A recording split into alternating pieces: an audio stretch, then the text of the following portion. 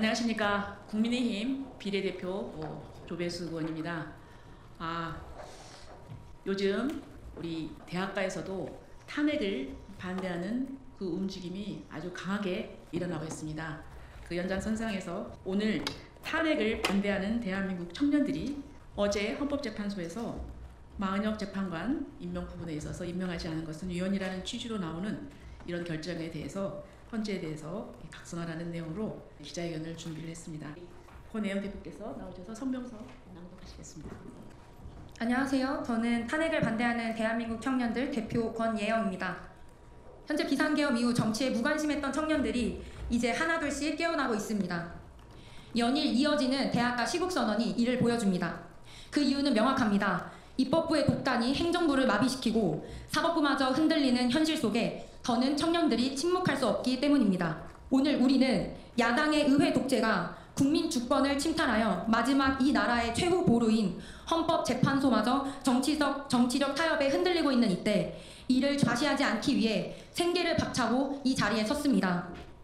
우리 청년들은 헌법재판소에 강력히 요구합니다. 대통령 탄핵을 기각하고 헌법 정신에 따른 공정한 판결을 내려주십시오. 여야 합의 없이 강행되는 마은혁 재판관 임명을 정당화하려는 압박을 중단하십시오. 제가 먼저 헌법재판소의 마은혁 재판관 후보자 임명 권한쟁의 심판 인용에 대한 의견을 발표하겠습니다. 어제 헌법재판소는 국회의장의 권한쟁의 심판 청구를 받아들여 만장일치로 국회의 권한이 침해되었다는 결정을 내렸습니다. 그러나 우리는 이 결정이 국민을 기만하는 것이며 마치 여야 간 합의 없어도 마은혁 재판관을 임명해야 한다는 무언의 압박을 헌법재판소가 나서서 가하는 공정성과 균형을 잃은 결정이라고 생각합니다. 우리는 헌법재판소가 정치적 논리에 휘둘리지 않고 헌법적 원칙과 절차를 엄격히 지킬 것을 촉구합니다. 헌법재판소는 마은혁 재판관 임명 보류가 국회의 권한을 침해했다고 판단했습니다. 그러나 이 청구는 국회 전체가 아니라 단 한 명의 국회의원, 우원식 국회의장이 제기한 것입니다. 국회의장은 국회를 대표하는 행정적 역할을 할 뿐 국회의원의 의견을 전면적으로 대변할 수 없습니다. 헌법재판소는 권한쟁의 심판의 청구인을 국회로 해석했기 때문에 문형배 헌법재판소장 권한 대행조차 청구인으로서 국회의장이 단독으로 청구할 자격이 있는지 의문을 제기한 바 있습니다. 시작부터 흠결이 있는 청구안이었습니다. 이에 회의 의결을 요구했으며 국회는 이를 야당 단독으로 임명 촉구안을 통과시키는 방법으로 보완하려 했습니다. 이 과정에서 발생한 의결안의 내용은 그 자체로 정치적 선언에 불과하며 국회가 청구인 자격을 보완하기 위한 입장으로 해석하기 어렵습니다. 헌법재판소가 진정으로 국회의 의견을 존중하려 했다면 국회가 제출한 마은혁 재판관 임명 촉구 결의안을 그대로 인용할 수는 없었을 것입니다. 이 결의안은 여야 합의 없이 야당 단독으로 처리된 것입니다. 국회의석 300석 중 168석, 그것도 야당 의석만 반영된 결정을 국회 전체 뜻으로 간주하는 것은 왜곡입니다. 권한쟁의 심판의 청구인 자격은 본회의 의결을 통해 충족되어야 하는데 국회의장은 야당 단독으로 촉구된 결의안만을 제출한 것입니다. 따라서 촉구 결의안은 정치적 선언이며 법적 효력이 없습니다. 이 점에서 청구인 자격의 결여는 여전히 해결되지 않았습니다. 헌법재판소는 이러한 논리적 결함을 무시하고 야당의 정치적 주장만을 법적으로 인정한 셈입니다.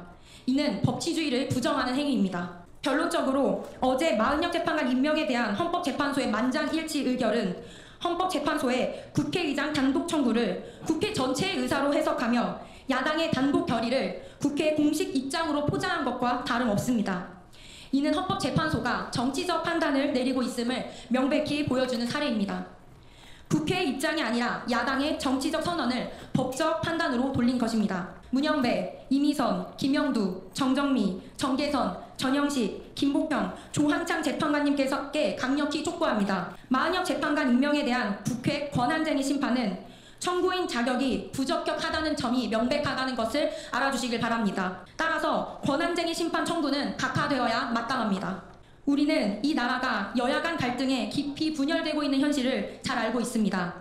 그럼에도 불구하고 헌법재판소가 정치적 결정을 정당화하려는 순간 법치주의는 무너지고 말 것입니다. 국민은 숫자로 만든 합의가 아니라 진정한 사회적 합의를 원하고 있습니다.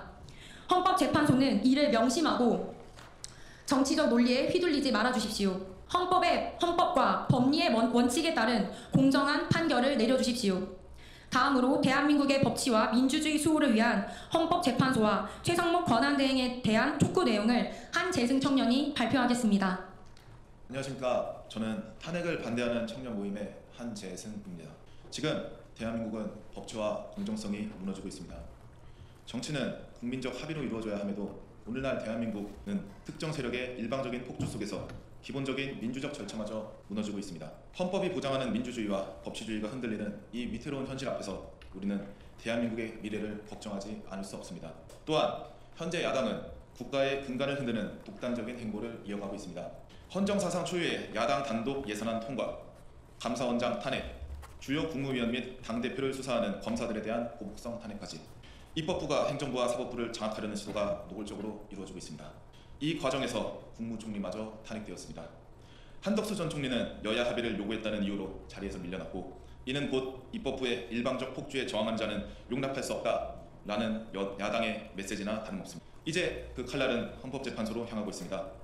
야당은 마은혁 재판관을 강행 임명하려 하며 그 목적이 윤석열 대통령 탄핵 심판을 자신들에게 유리한 방향으로 몰아가기 위함임을 온 국민은 알고 있습니다.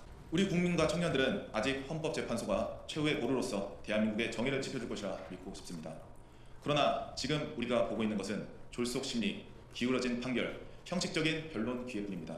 대통령의 방어권은 보장받지 못했고 변호인단의 요청으로 겨우 연장된 변론 기일조차도 마치 스포츠 경기의 추가 시간처럼 형식적으로 주어졌을 뿐입니다. 이미 방향이 정해진 심판이 진행되는 것처럼 있습니다. 또 지금 대한민국의 탄핵 심리는 마치 결말이 정해진 영화를 2배속으로 감상하는 것과 다를 바 없습니다. 헌법재판소가 정치적 압박에 타협한다면 이 나라는 더 이상 법치국가가 아닙니다. 헌법재판소는 정치 세력의 편이 아니라 오직 헌법과 국민의 편에 서길 강력히 촉구합니다. 헌법재판관 구성 대통령 3명, 국회 3명, 대법원장 3명이 지명하고 대통령이 임명하는 방식으로 이루어집니다. 이는 국민으로부터 직접 신임받은 국회와 대통령이 함께 견제하고 균형을 이루도록 한 헌법적 장치입니다. 그러나 이번 마은혁 재판관 임명안은 야당 단독으로 처리되었습니다.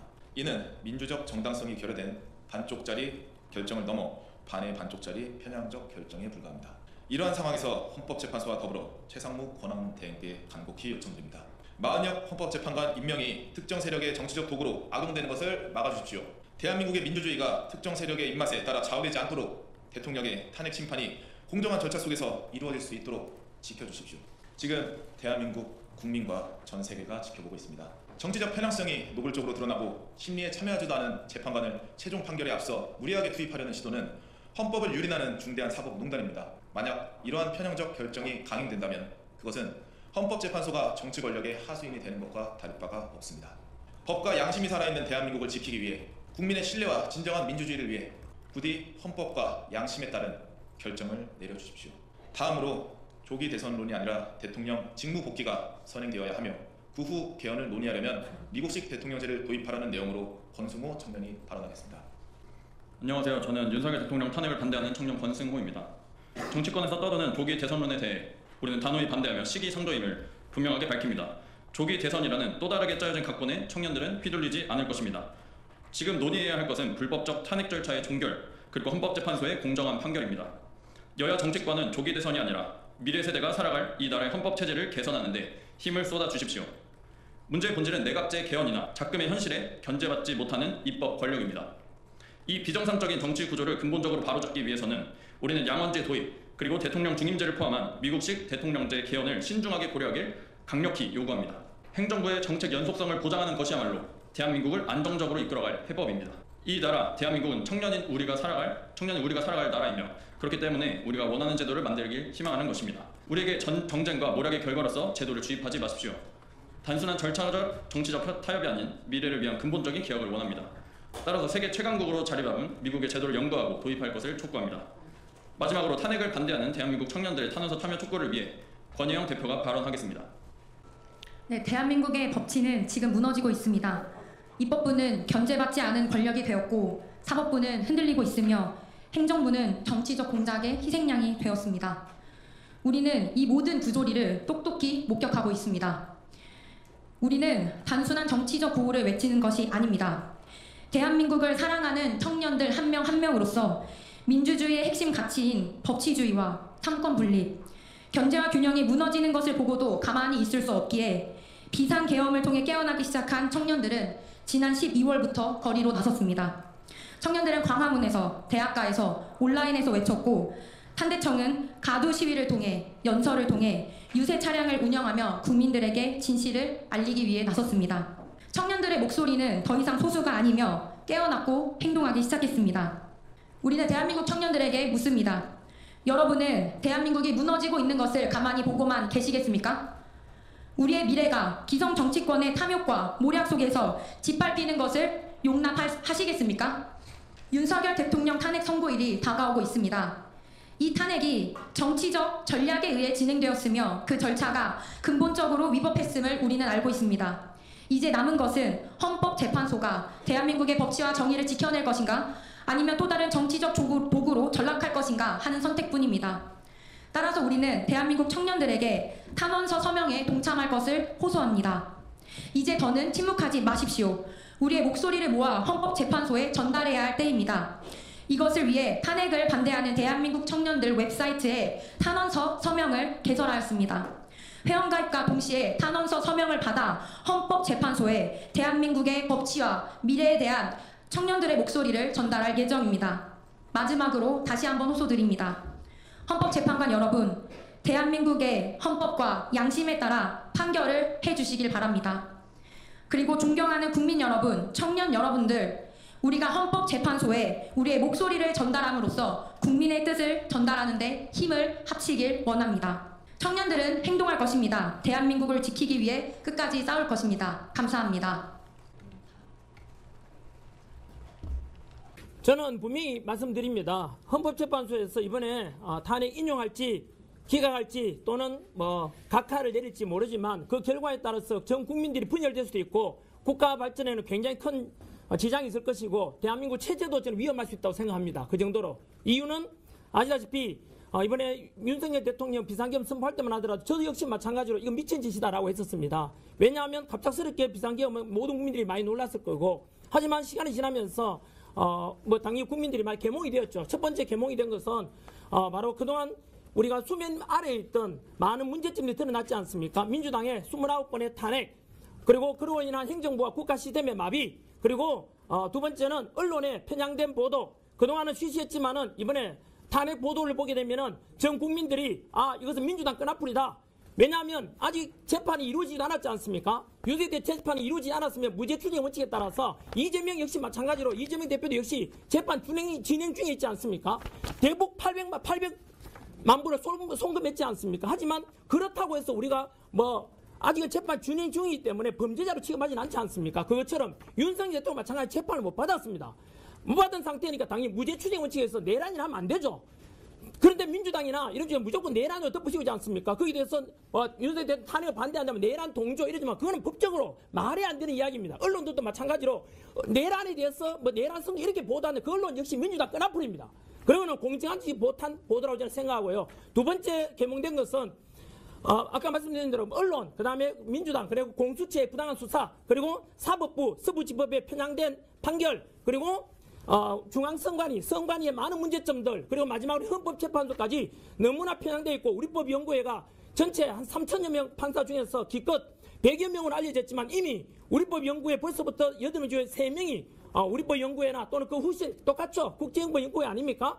그런 것에 대해서 국민들이 알게 됐지 않습니까? 이로 인해서 국민들은 그 실체를 알게 되었기 때문에 이것은 절대로 모든 것에 개선에다 해도 기회가 된다고 생각하고 두 번째 개문이 되겠죠. 마찬가지 두 번째는 대한민국 체제 안에 이렇게 어제 김계리 우리 그 대통령 측 그 변호사 표현에 의하면 민노당의 우리 그 민주노총의 주장들이 상당히 많은 내용이 북한의 지령을 받았다라는 이런 보도가 있었습니다. 그래서 그런 것도 국민들이 알게 되었죠. 민노총이 하는 일이 북한의 지령을 받고 그렇게 했던 일이 많았던가에 대해서 알게 되었고 우리나라 안에 중국 세력이 정치적으로 친중 정치인 그리고 경제적으로 많은 우리나라 반도체 빼가고 중국으로 이런 기술도 빼가는 게 밝혀졌지 않습니까? 하지만 그걸 처벌하지 못한 이유가 지난해 민주당에서 간첩적 해정을 반대했죠. 왜 반대했습니까?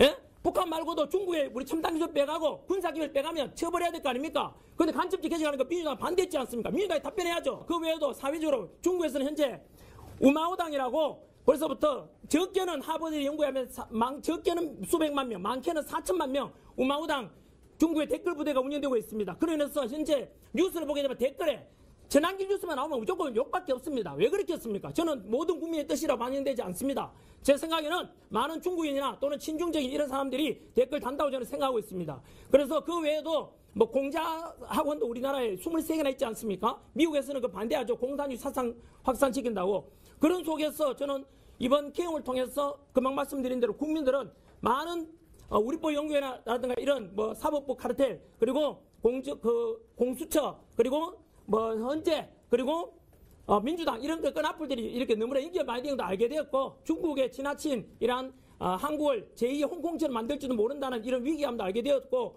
그 속에서 저는 이런 걸 볼 때 국민들은 그러면 그 두 번째가 뭐냐면요.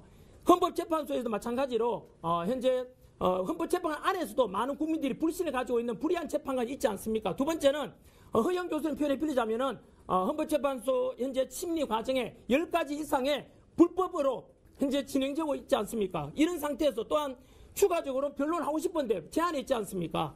이런 상태에서 만약 인용된다면은 국민들이 저항하겠죠. 세 번째는 이미 대통령 지지율 50% 가까이 됩니다. 국민들이 50% 가까이가 탄핵하면 안 된다라고 주장하는데 감히 헌법재판소가 민주주의의 근본인 국민의 의견을 무시하고 헌법재판소 대통령 인용한다면 이거는 절대 국민이 용서할 수 없을 겁니다. 그래서 저는 이런 세 가지 문제 속에서 유일하게 헌법재판관들도 살고 국민들도 분열되지 않고 통합되고 그리고 국가도 발전할 수 있는 유일한 방법은 자유민주주의를 지키는 방법은 윤석열 대통령에 대해서 기각보다는 각하가 맞다고 생각합니다. 그러면 불공정하고 불법적으로 진행된 헌법심리 과정도 용서받을 수 있을 것이고 또한 국민들 또한 분열이 아니라 이런 충분히 문제가 있었으니까 각하하는구나에 대해서 동의할 거라고 봅니다. 그래서 국민들은 다시 통합될 것이고 자유민주주의 체제는 수호될 것이라고 저는 확신하고 있습니다.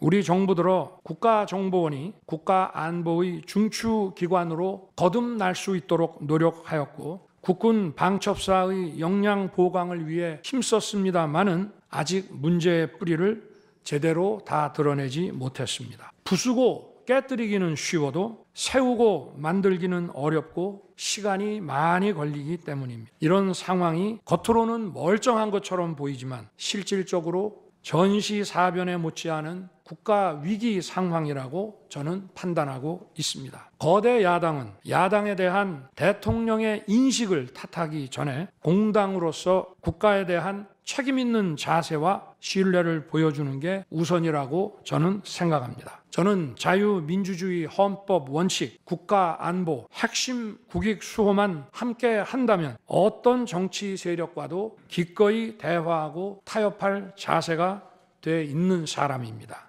나라와 국민을 위한 길에 좌파, 우파가 어디 있겠습니까? 하지만 자유를 부정하는 공산주의, 공산당 일당 독재, 유물론에 입각한 전체주의가 다양한 속임수로 우리 대한민국에 스며드는 것은 막아야 합니다. 이런 세력과 타협하고 흥정해서는 안 된다고 생각합니다. 가치를 공유하지 않는 나라와도 교역도 할 수 있고 국제협력, 상호 이익을 추구할 수도 있습니다. 하지만 우리 정치 체제에 영향을 미치고 스며드는 것은 막아야 합니다. 그것이 국방 안보만큼 중요한 정치 안보입니다. 바로 우리의 자유민주주의를 지키는 길입니다. 자유민주주의 국가의 공당이라면 이런 세력을 옹호하고 이런 세력과 손잡는 일은 절대 해서는 안 되는 것입니다.